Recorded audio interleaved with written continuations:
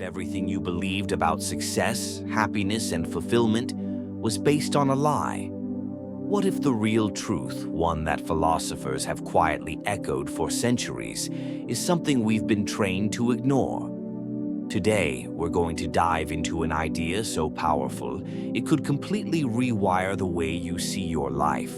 This isn't just philosophy, this is a perspective that can change everything. The ancient Stoics had a saying, amor fati, love your fate. But what does that actually mean? And how can loving even the worst moments of your life lead to unshakable peace?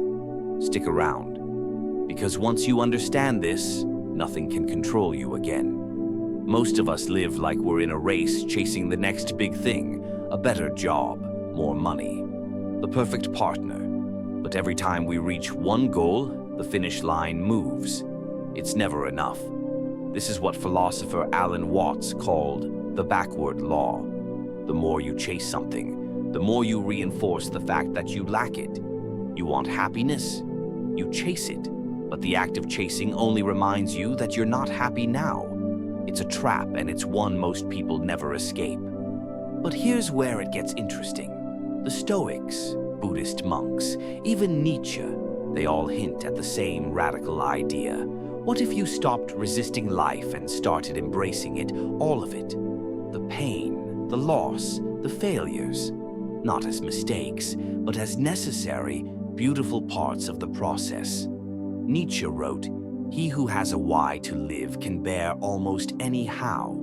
That why isn't comfort, it's meaning. Pain becomes bearable not because it disappears, but because you understand its place in the bigger picture. You stop asking, why is this happening to me? And start asking, what is this teaching me?" Imagine this, every obstacle isn't in your way, it is the way. Marcus Aurelius, perhaps the most powerful man of his time, wrote in his personal journal, "The impediment to action advances action. What stands in the way becomes the way." That wasn't just poetic, it was practical. Because when you stop fighting reality, when you lean in instead of pulling away, you unlock something few people ever touch, true freedom.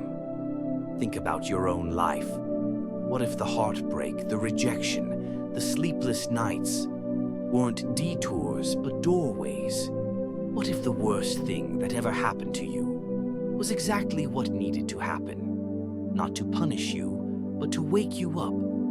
That's what amor fati is, not just accepting your fate, but loving it because it's shaping you into something more resilient, more aware, more alive. So the next time life feels heavy, remember this, you're not broken, you're becoming. Don't run, don't resist. Look life in the eye and say, I don't just accept this, I embrace it. Because maybe, just maybe, that's where your real power begins.